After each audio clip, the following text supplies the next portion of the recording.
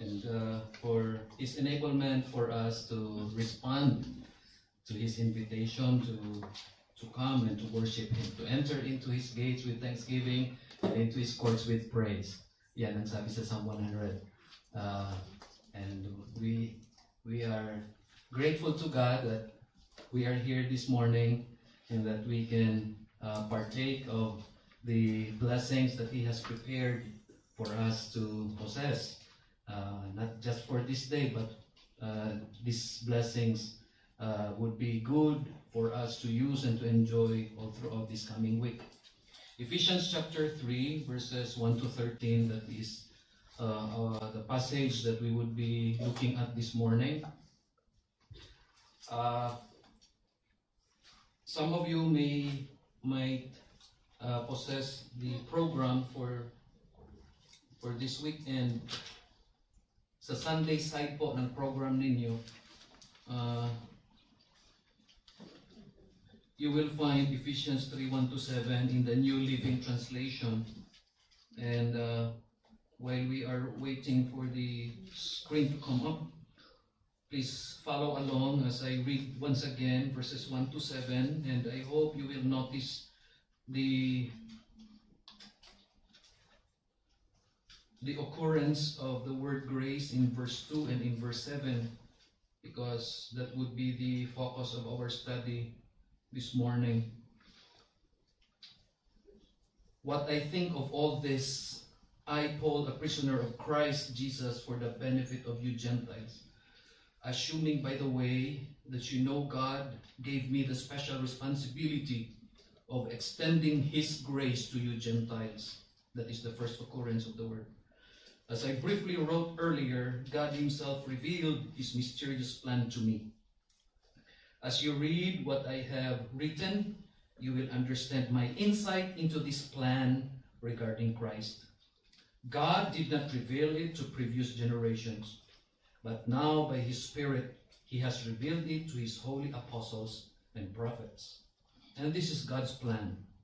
Both Gentiles and Jews who believe the good news share equally in the riches inherited by God's children. Both are part of the same body, and both enjoy the promise of blessings because they belong to Christ Jesus. Verse 7. By God's grace, there's the second occurrence. By God's grace and mighty power, I have been given the privilege of serving Him by spreading this good news. God bless His word. Let's pray. Sovereign God, loving Lord, we thank you for the message of the song sung by the choir. And even as we have reflected on the lyrics,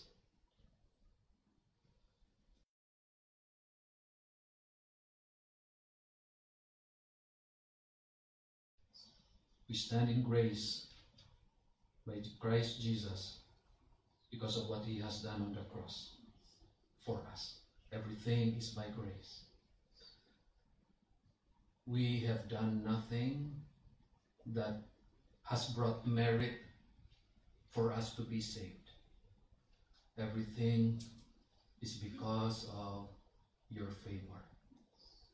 And this morning we are grateful that you have given us the privilege to encounter Jesus. By Him we received salvation. We have experienced saving grace. We have been sustained in our Christian life by grace. We have been enabled by grace that caused us to sing despite problems.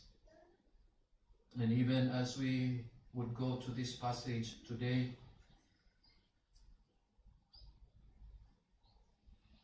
we will come to know the kind of grace that enables us to serve.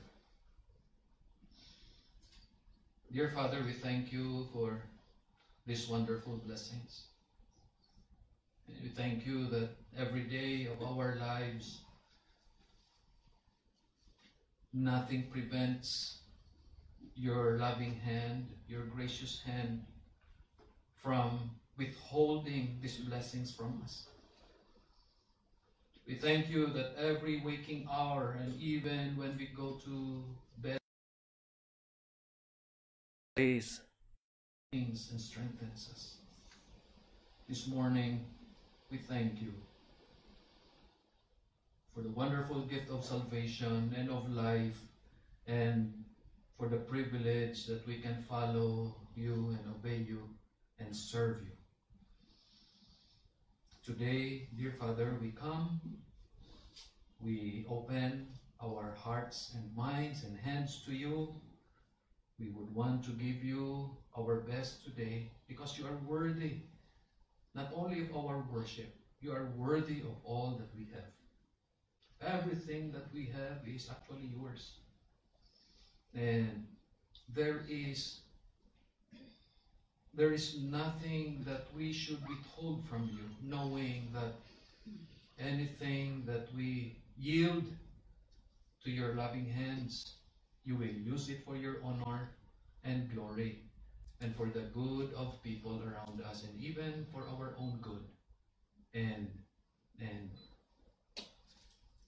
And through the resources that you have given us, we would learn how to be wise stewards, how to use it wisely, how to invest it for eternity, how to respond to the needs of the world and to the needs of the ministry.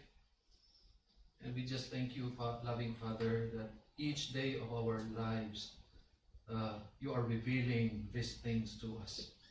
But not only that, you give us opportunities to engage in various ministry work so that we can accomplish the Great Commission and even the work that you have given us. We thank you, Father, for the privilege of serving. Today, we would want to ask for your favor again to some very urgent prayer concerns. Later today, Kuya Romy will have the continuation of his exams, and we would want to commit him again to you, Father. We pray for your favor upon him and even upon the nieces of Brother William, for Janine, for Princess. We pray for the others who are also taking the exams in the coming weekends. We may not mention them one by name, but loving Lord, we trust and we implore that you will extend to them your favor. Allow them, Lord, to remember what they have reviewed, what they have studied. Allow them to pass these exams so that through this, Lord, they would see your goodness in their lives and they could give a very good testimony of how faithful you are in answering our prayers. Loving God, we pray that you will also give your favor to our brethren who have schedules of medical checkups this week, these coming days. We pray, Lord, that you will allow them to secure a schedule for their checkup this week. Some of them are attempting to call and to try to make appointments. We pray, Lord, that you will help them get a sure schedule for this week. We remember Atenora. Pray that your favor will be upon her, that the results of all her follow-up checkup would be favorable. We pray for scheduled checkups next month. We also ask you, Lord, to help them, give them peace, both in mind and heart. Give them assurance, Lord, that you are in control, and that whatever would come with the results of the follow-up checkup would just reflect, Lord, that your grace is sufficient sufficient to sustain, sufficient to heal, sufficient to bring recovery. Father, once again we pray for safety for those who are reaching out to the Muslims, especially in Malaysia, with the arrest, with the kidnapping of some Christians there. Contacts, telephone numbers were compromised. We pray for safety of all the pastors there, both Malaysians and Filipinos. We pray for all the missionaries there. We pray even for Pastor Jogli and Ma'am Lynette. Please take good care of them. Please protect them, Lord. Please preserve their lives. Spare them from any harm. We pray for preservation, not only of the testimony of the believers there, but also of your work there, Lord. As more and more Malaysians are coming to the saving knowledge of our Lord and Savior Jesus Christ, we pray that you will continue to protect your work, all the churches there, all the mission points, all the missionary contacts. We pray that you will extend your hand of mercy and just cover them, Lord.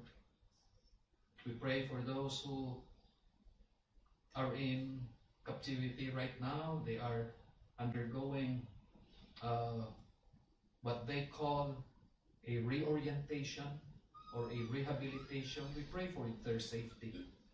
We pray that they would not turn their backs on the Christian faith and on the Lord Jesus Christ. Strengthen their hearts.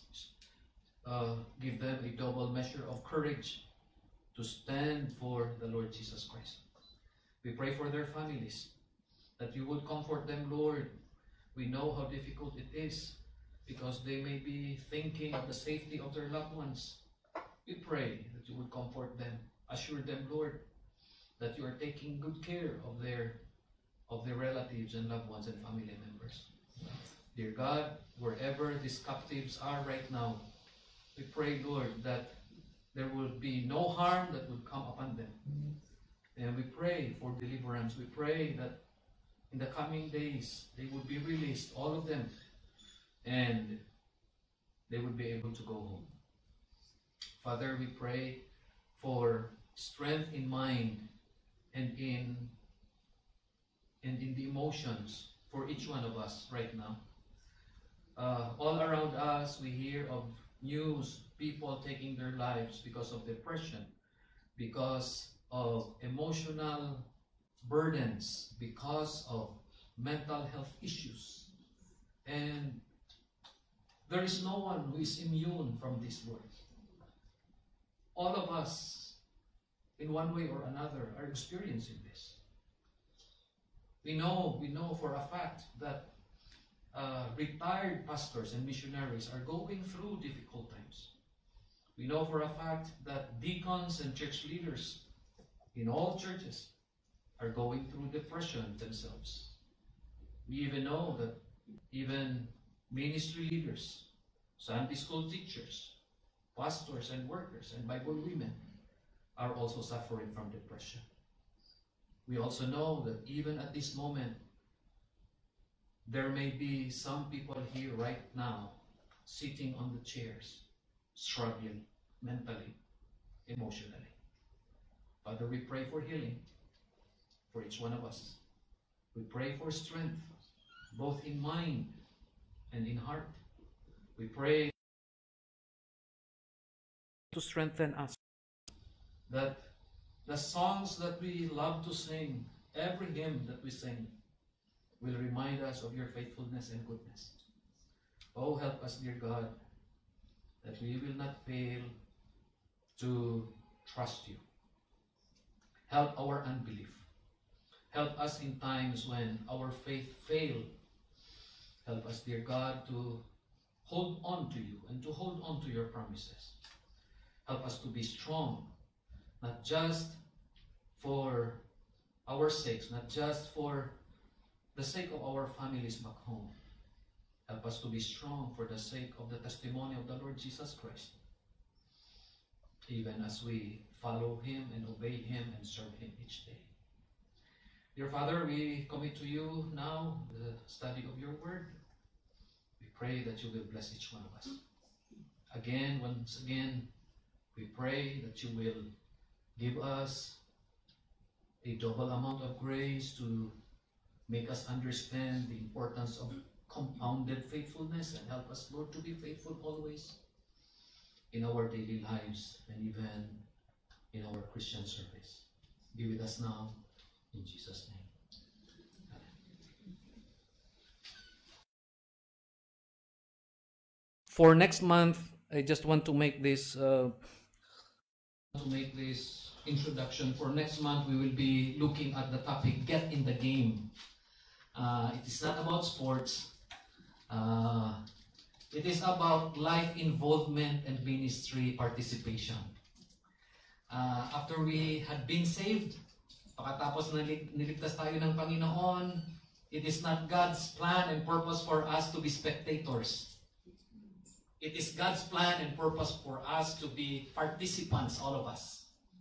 And so, no matter how big or small your talent is, no matter how many or little your spiritual gifts are, all of us are encouraged from the Word and by God to involve our lives and to participate in every ministry. And so, I just hope we could flush that here.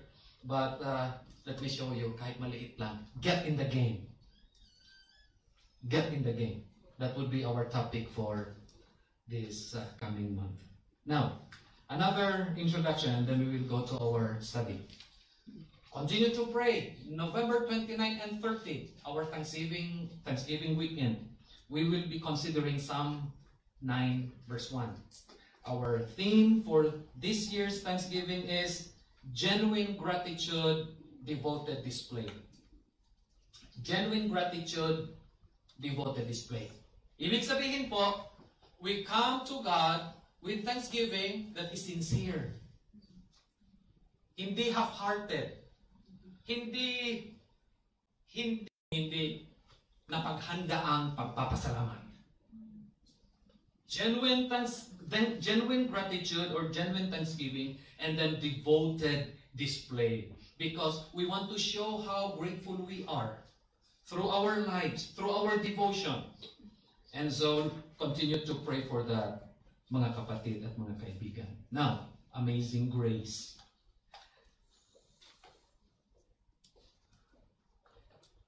The Apostle Paul has been reflecting on the grace of God. Since chapter 1 of Ephesians, he has mentioned about God's amazing grace. If you would put all his letters side by side, makikita mo yung pattern. He got saved sa book of Acts, although si Luke ang nagsulat doon. Pero there, Luke recorded the conversion of Saul. At since then, he mentioned 2 Corinthians about God's sustaining grace. And so here again, we realize it is not just about God's saving grace. He was also talking about God's sustaining grace. And then now here, we see God's enablement for Paul to experience serving grace. And so he keeps on reflecting on that, and he was continually amazed by God's grace. Pag-aaralan natin ngayong umaga, the privilege of grace. The privilege of grace. After God has saved you and me, ano na ngayon? What now? Mauupo na lang ba tayo? Would we be spectators only? After God has saved us, what's next? And so, let us consider the privilege of grace for this morning. In verse 2, I hope your Bibles are open to chapter 3, but as you look at verse 2, starting from verse 11, you find here that the Apostle Paul was talking about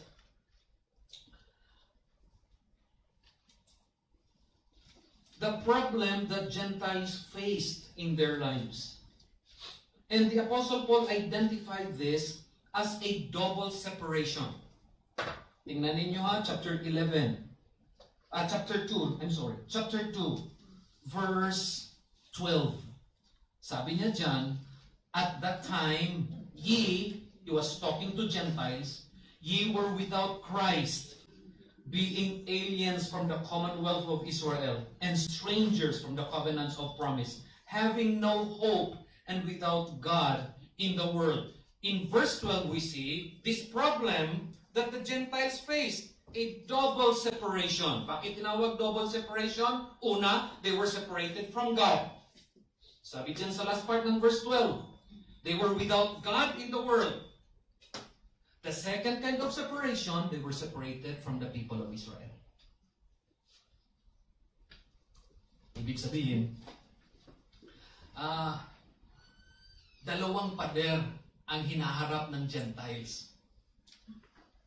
Isang pader that would separate them from God, and another wall that separates them from God's covenant people.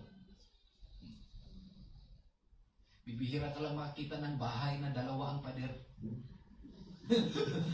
Pero may mga tao na talagang sigurista sila sa kanilang safety and security, nagpapagawa dalawang pader. But can you imagine na kung lalabas ka sa kalye, dalawang pader mo na ang dadawaanan mo, meaning dalawa ang separation mo. At this was the condition of the Gentiles. At alam mo bakit significant ito? Because we are Gentiles. Hindi tayo Hudyo. And so in our lives as Gentiles, there was a time we had been separated from God, and we were separated from God's covenant people, Israel. Now,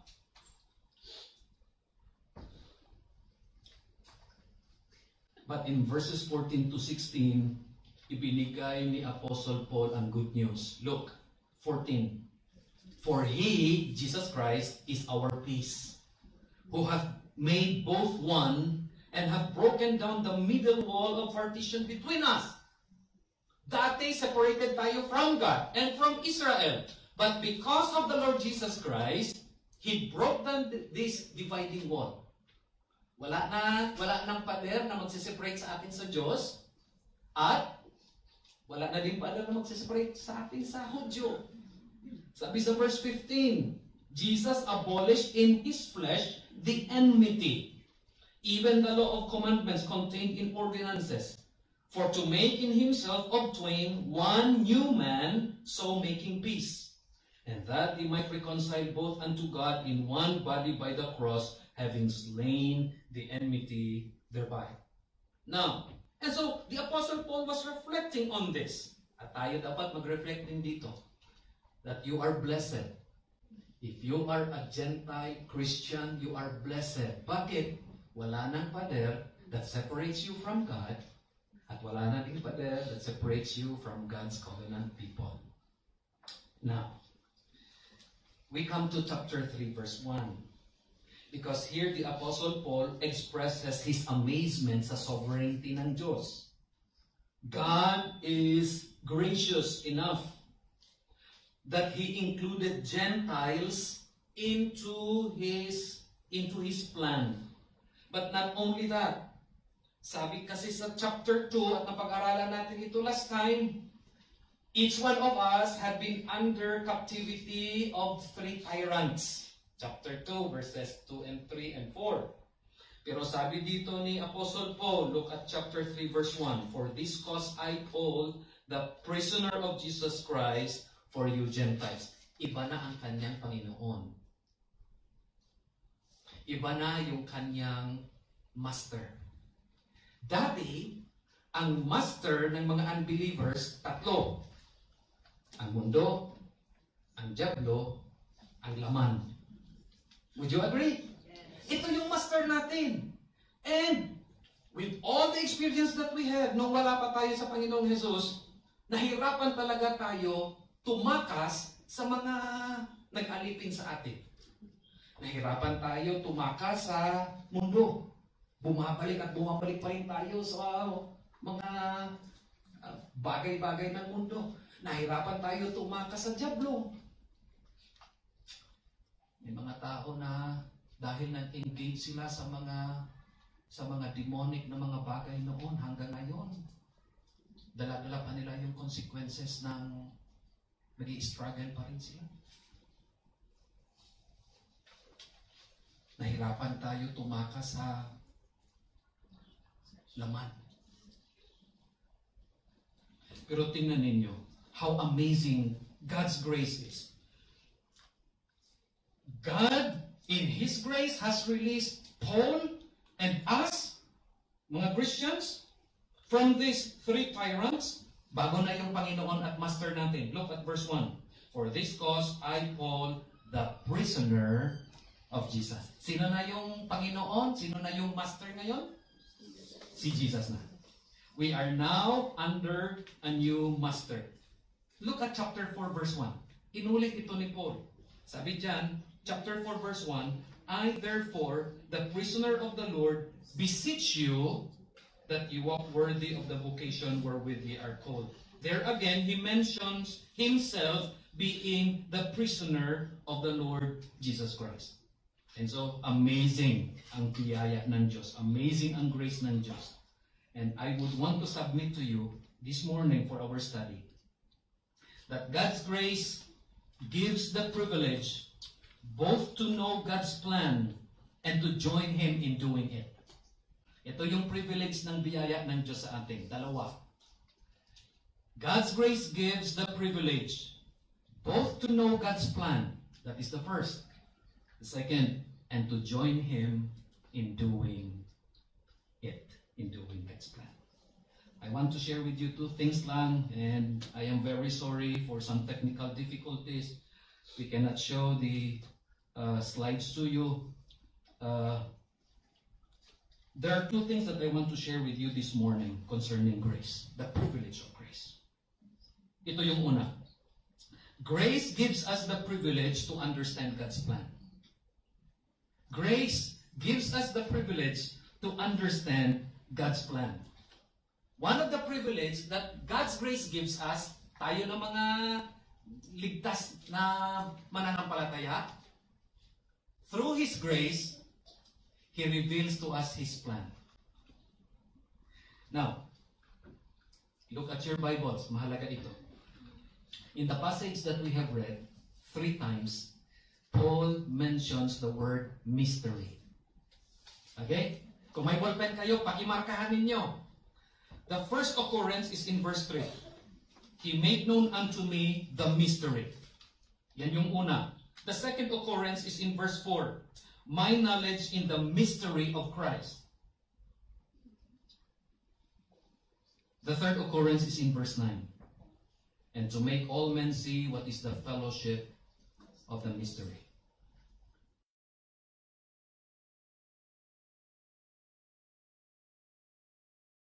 Magtatanong siguro kayo, Pastor, anong ibig sabihin ng mystery? Because, believe this or not, mga kapatid, we possess a different idea, concept of what mystery is. Remember nung elementary pa kayo?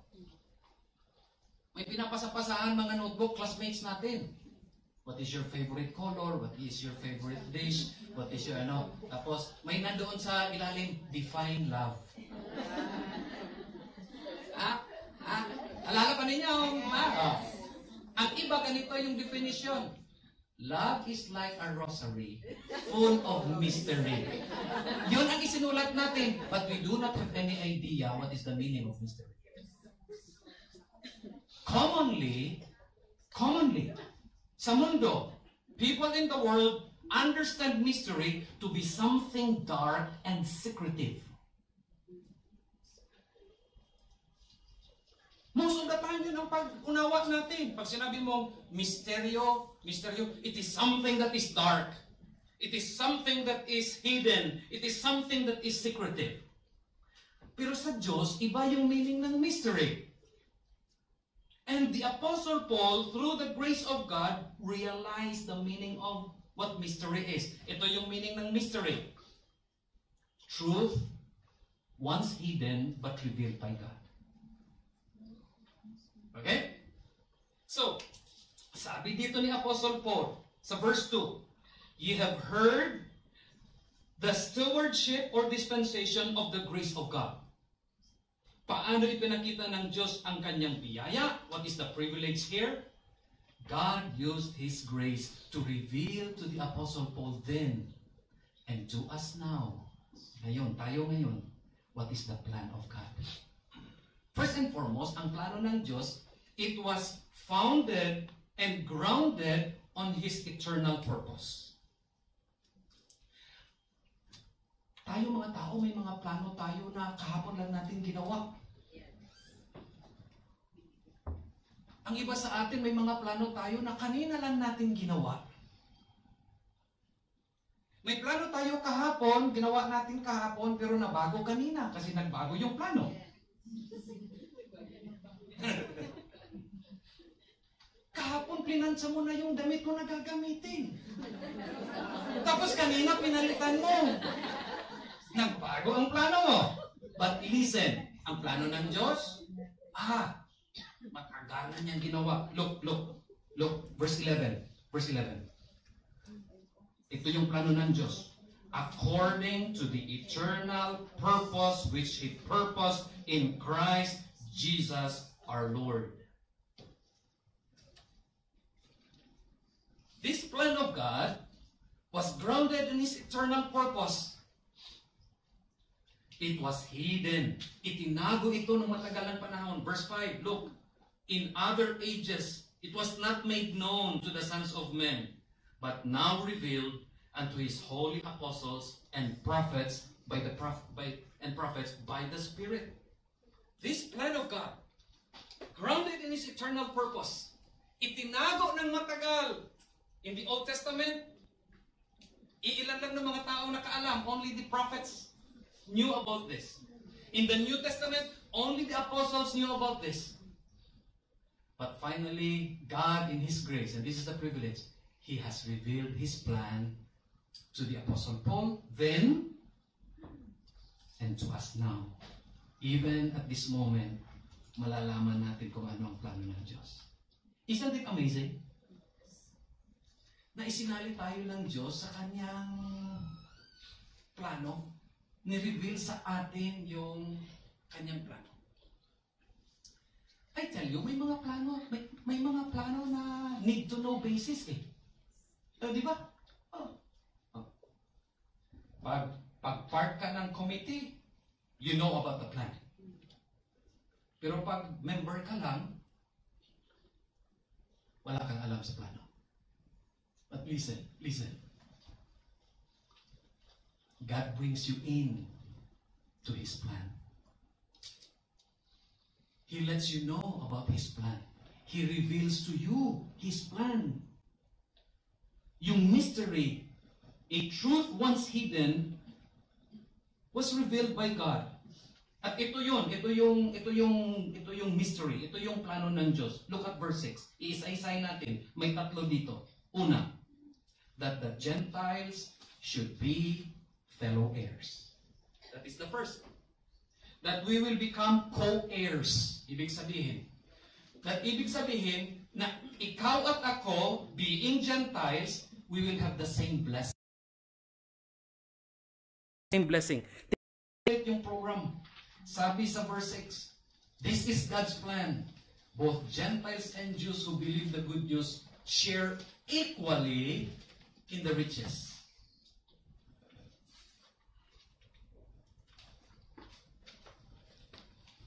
Doesn't matter to God, Hudyo, Gentiles, but if you trust Jesus as your personal Savior and Lord, you will possess the same blessing. That is the first plan. We become co-heirs. We will possess the same blessing. Ikalawa, sabi sa verse 6, continuation ha, and of the same body. Para madali natin ma-memorize, co-heirs and then concorporate. That is a word that we rarely use. Concorporate. It means of the same body. Dati may distinction. Hudyo, diyan. Gentiles, dito. Even in times of worship sa temple noon, hindi pwedeng magkasama ang Hudyo at Gentile. You know that? You know that? Oh. There is this wall of separation that separates Jews from Gentiles. Kahit sa worship. Can you imagine na may separation tayo dito kung mag-worship tayo? O, imagine na lang ninyo ito. What if mag-worship tayo, tapos sasabihin, ang lahat ng lalaki dito, ang lahat babae dito. Na-imagine mo? Oh, dito lang kami yung 4-5 lang naman kami. Dito lang kami. The rest, babae. But praise God, we mix. We are of the same body. Wala nang separation. Both Jews and Gentiles belong to one body, which is the church. We are concorporate. That is the plan of God. No more distinction. There is only one body. No more Jews, no more Gentiles, no more masters, no more slaves. There is only one body, the body of Christ, the church. Not only na makikita natin sa verse 6, God's plan concerning Gentiles to become co-heirs and to become concorporate, but thirdly, to be co-sharers. Sabi sa last part ng verse 6, and partakers of His promise in Christ by the gospel. We become recipients of the same promise. Same blessing, same body, same promise. We become recipients of the same promise. At ito yung plano ng Diyos. Ito yung plano ng Diyos. What makes this amazing? Let me illustrate this. Lahat tayo, sabi natin kanina sa Sunday School, lahat tayo may prejudice. Lahat tayo may bias. I encountered the reality of prejudice and bias of all places pa sa Bible School. Every time nakakain kami, breakfast, lunch, or dinner, makita mo yung prejudice. Yung mga Ilonggo, 1-2 mesa, lahat Ilonggo. Mga Cebuano, nandoon din. May sarili din sila. Ilocano, marami din. You know what I mean? Tagalog, meron. May grupo din sila. Na kung i-illustrate natin ganito, lahat ng mga tao, in one way or another, may pentel pen. And we began to draw, throughout our lives, we began to draw circles. At pinipili lang natin sino ang mabilong sa ating circle. Agree? Yes. Itong circle na ito, tayong dalawa lang ha. Itong circle na ito, sige, isasama ka namin. Sige. Ilongga ka din. Okay, sama ka. We all grew up sa ganyan. Prejudicial tayo. Lahat tayo. Lahat tayo. At alam nyo, ito yung reality. Binabase natin ang lahat natin na biases at prejudices sa lahat lang na imaginable things. Anong paborito mong ulam? Adobo? Kasama ka. Kahit ano na lang. But you know what? Iba ang plano ng Diyos. Grabe ang kasalanan mo, doesn't matter. Hudyo ka, Gentile ka, God-fearing ka, pagan ka, doesn't matter. If you put your faith in the Lord Jesus Christ, itong grace ng Diyos, would bring you into God's circle.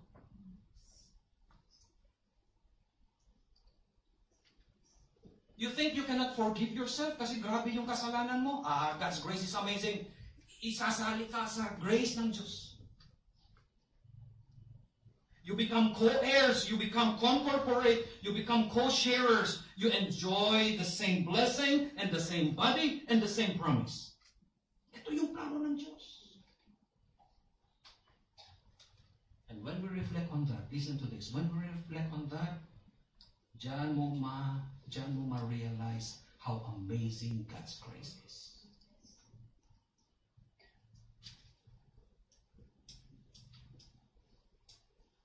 Kasi believe this or not, when we become honest with ourselves, nahihiya tayo mag-volunteer. Nasasabihin natin, pwede ba? Sali naman ako sa circle ninyo. Nahihiya tayo. Ano yung usual na ginagawa natin? Kapag magsimula na ang mga tao, gagawa ng mga circle, anong ginagawa natin? Ito tayo sa gilid. We feel we don't belong. May pentel pen ka rin, gagawa ka lang ng circle, maliit lang, para sa ito lang. Ikaw lang. We praise God for His amazing grace. We praise God for His amazing grace. And this is His plan, grounded in His eternal purpose. For a while, this plan was withheld from people, from the sons of men, sabi sa verse 5.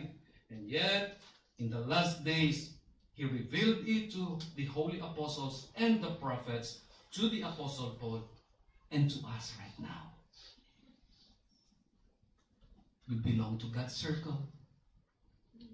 If you have placed your faith in the Lord Jesus Christ, you are in God's circle.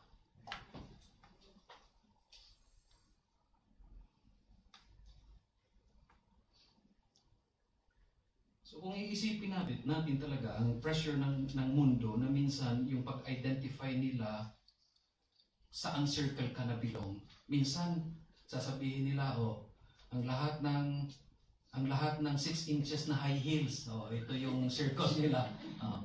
3 inches lang yung high heels mo, hindi ka talaga sasali doon. Iba yung paraan ng Panginoon, ng mundo. Pero ang Panginoon, it doesn't matter. It doesn't matter. You come to the Lord Jesus Christ, you trust Him as your Savior and Lord, you come with humility and with repentance. Hingiin mo sa Kanya ang grace and mercy to forgive you, to change your heart, to give you eternal life. And He will. By God's amazing grace, He will. And He will include you in His circle. Grace gives us the privilege to understand God's plan. But secondly, grace gives us the privilege to engage in ministry. Because after realizing what God's plan is, ito yung naging response ni Apostle Paul. Look, verse 7, whereof I was made a minister, according to the gift of the grace of God given unto me by the effectual working of His power. Sa verse 7 mo makikita ang second occurrence ng word na grace. Okay? In verse 8, another grace, andyan, another occurrence of grace. Unto me, whom am less than the least of all saints, is this grace given? Still following up from verse 7, that I should preach among the Gentiles the unsearchable riches of Christ. So ito na, the privilege of God's grace. He revealed to us His plan, and then He gives us the opportunity to join Him in doing His plan. At ito yung na-experience ni Paul. He realized his unworthiness.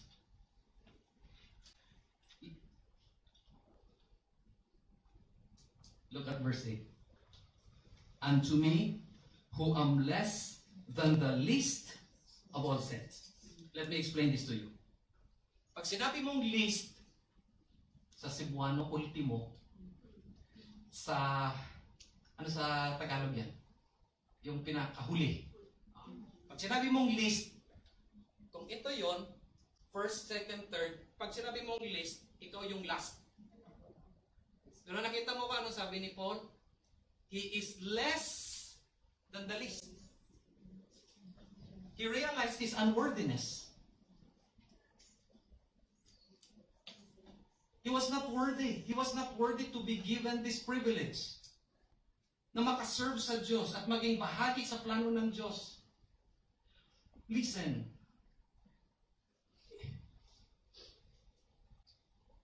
If we come to know kung sino talaga tayo, sasabihin natin, we don't deserve anything.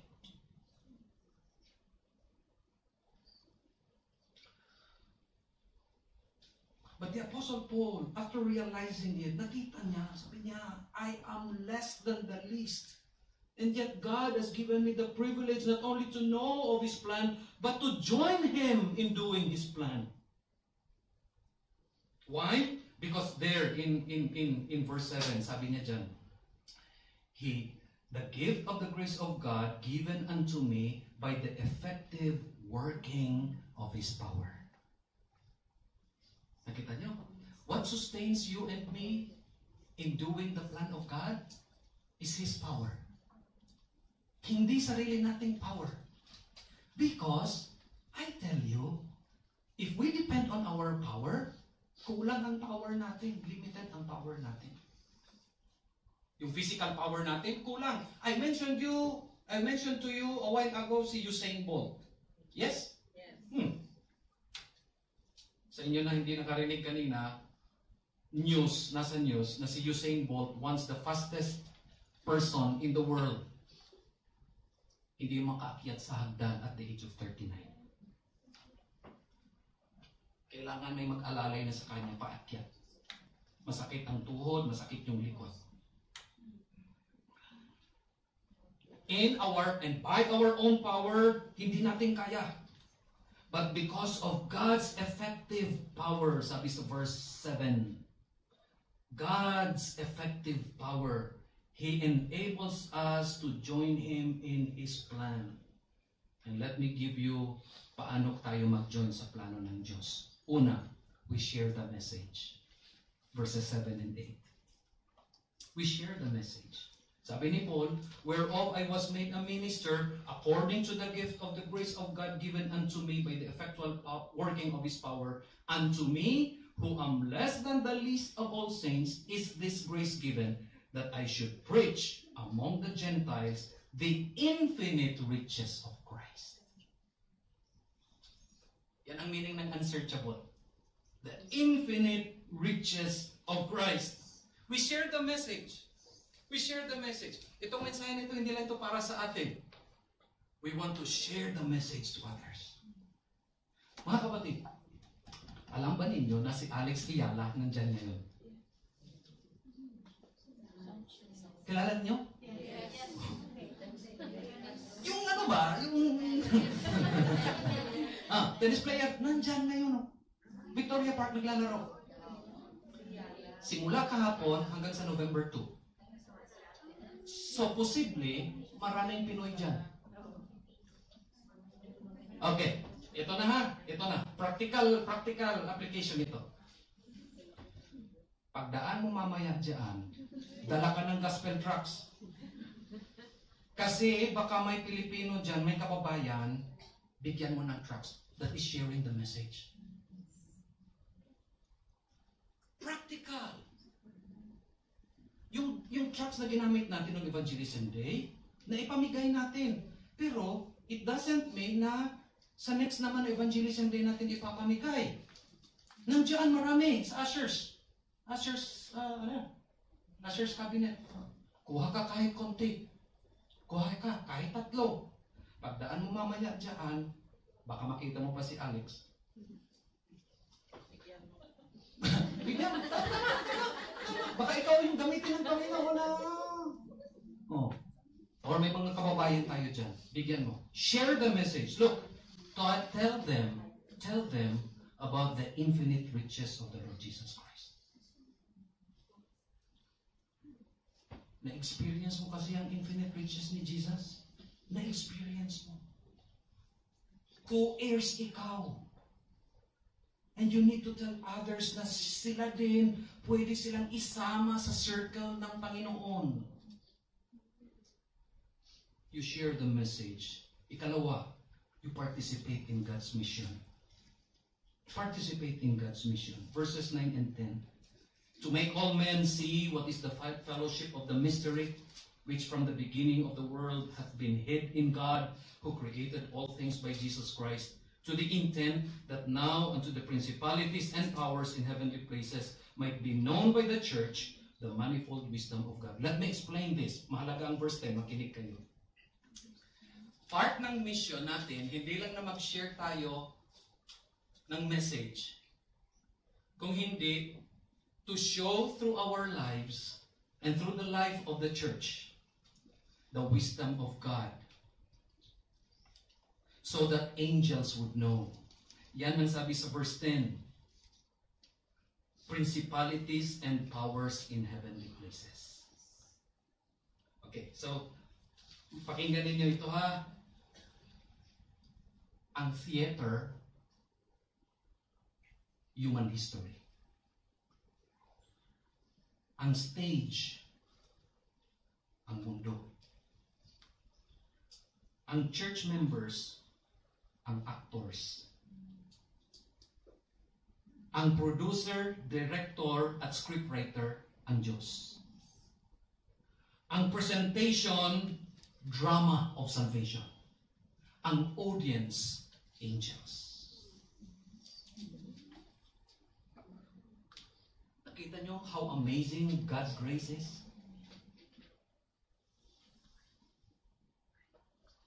Some of us, lumaki tayo. Ang desire natin, ang plano natin, sana makatulad ko si Nora Honor.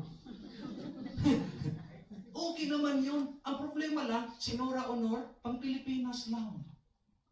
At some parts of the world. Pero alam nyo anong plano ng Diyos para sa iyo at para sa akin kung Christians tayo? Ang audience natin, angels. Through you, through me, through our church, angels would know about the wisdom of God.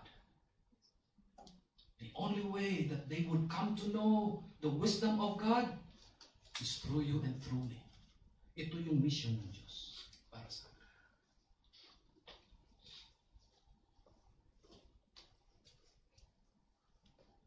So, in other words, there is a bigger and higher calling other than becoming Richard Gomez.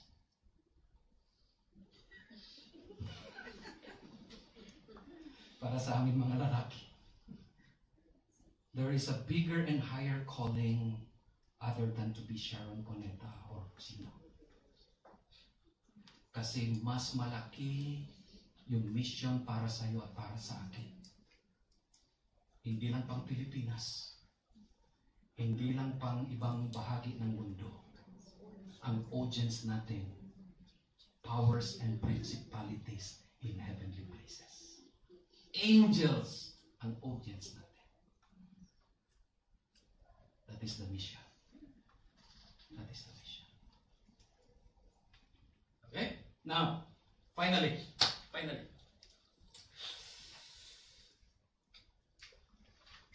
Can we do it?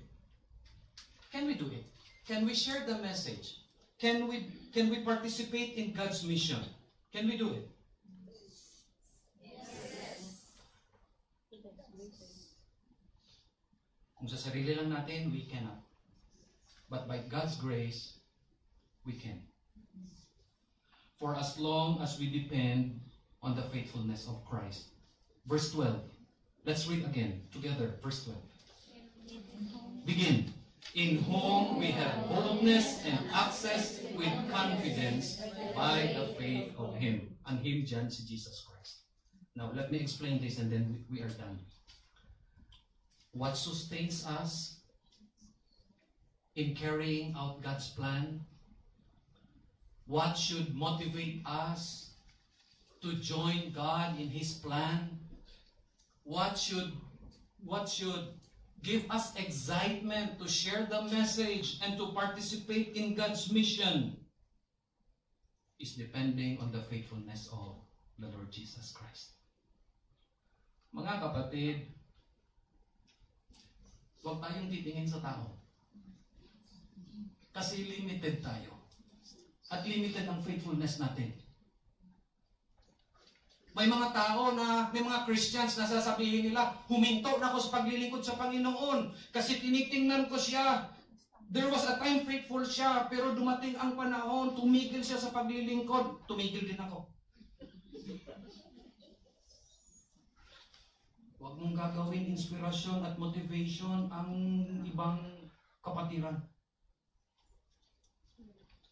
Do not even make the pastor your inspiration or motivation.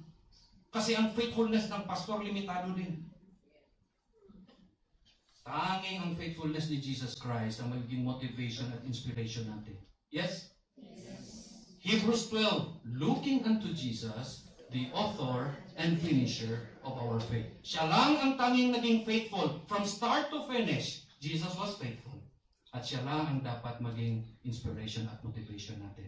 And so, as we bring this to a close, the privilege of grace, we share the message, we participate in God's mission, but we depend on the faithfulness of Christ.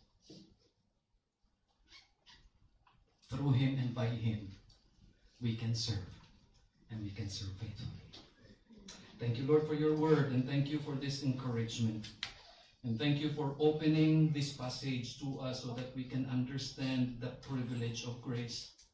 Thank you, dear God, that you have filled our hearts with wonders from your word, so that we will continue to be amazed of your grace. It is our desire, it is our prayer, that we will not grow tired of being amazed of your grace. That we will always be at awe. We will be in wonder of your grace. That we will continue to celebrate your grace every day of our lives. That we will continue to respond to it. And continue to follow, obey, love, serve you. Bless your word and bless your people. In Jesus' name.